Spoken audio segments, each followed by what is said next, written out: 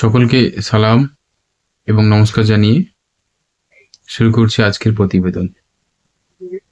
গত কয়েকদিন ধরে ফেসবুক বা ইউটিউব যে কোনো সোশ্যাল মিডিয়া স্ক্রল করলে একটাই ভিডিও ভেসে আসছে, কারণ ভিডিওটি এত পরিমাণে ভাইরাল হয়েছে। প্রত্যেকটা পেজে একটাই ভিডিও, জৈনক হুজুর সাহেব এক জায়গাতে সাংবাদিকদের প্রশ্নের উত্তর দিতে গিয়ে একটি বেফাঁস মন্তব্য করেছেন। একটা পার্টির নেতাকে নিয়ে বলেছে জাহান্নামের কুকুর।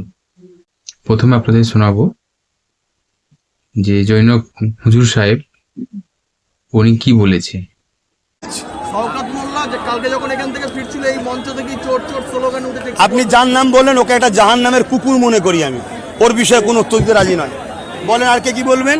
আপনি এখানে এবার শোনাবো ফুরফুরা শরীফে আর এক হুজুরের বক্তব্য। আখ্যা দিচ্ছে ধর্মীয় কারণ হোক বা রাজনৈতিক কারণে কি এই মন্তব্য কি কখনো করা যেতে পারে? শুনুন, ভালো লাগলো একজন পীরজাদা বলেছেন, আরো ভালো লাগতো যদি বলতেন কেউ যদি এমন কথা বলে। তো প্রশ্নটা ঘুরে ফিরে আমাকেই কেন করলেন? আরো তো অনেকে আছে, তাদেরকে করতে পারতেন, যারা মুফতি, যারা ফতোয়া দেন, তাদেরকে প্রশ্নটা করতে পারতেন। তবে হ্যাঁ, এতটুকু আমি সার্বিকভাবে বলবো, একজন পীরজাদা অমুক বলেছে তমুক বলেছে না, ইন জেনারেল আমাকে আপনি যদি জিজ্ঞাসা করেন, ভাষা সন্ত্রাসের বিরুদ্ধে আমরা সবসময় শালীনতার ঊর্ধ্বে গিয়ে কোনো কথা আমাদের বলা উচিত না, যে কোনো মানুষেরই উচিত না।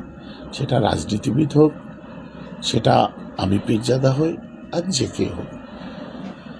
প্রতিবাদ, আন্দোলন সব কিছু নওশাদ করছে, আমি দেখছি গণতান্ত্রিক প্রক্রিয়ায় ঝাঁপিয়ে পড়ছে, অনেকের চোখের ঘুম কেড়ে নিয়েছে।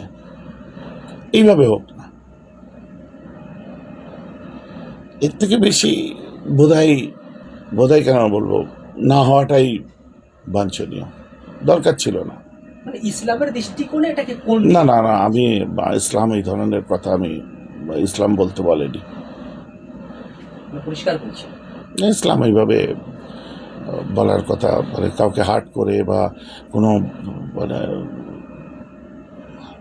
অশোভন যে কথাগুলো, সেসব ভাষাগুলো ব্যবহার করার জন্য, সেটা যেই বলুক আপনি কারো ঘাড়ে চাপিয়ে দিয়ে দেবেন না। তো এই ধরনের শালীনতার ঊর্ধ্বে যে কথা বলার কথা ইসলাম বলেন। দুজনের বক্তব্য আপনাদের শোনালাম, কে সঠিক আর কে বই ঠিক আমার আপনার মতো সাধারণ মানুষের ক্ষমতা নেই বলার। কিন্তু একটা জিনিস, যে আলিম উলামাদের মধ্যে যদি এইভাবে ভেদ সৃষ্টি হয়, তাহলে সমাজটা কোথায় গিয়ে দাঁড়াবে?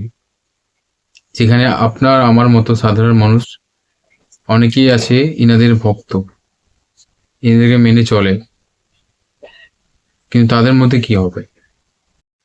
প্রতিবেদনটি কেমন লাগলো অবশ্যই আপনারা কমেন্টে জানাবেন, এবং যারা নতুন আমার ভিডিও দেখছেন অবশ্যই পেজটিকে ফলো করতে ভুলবেন না।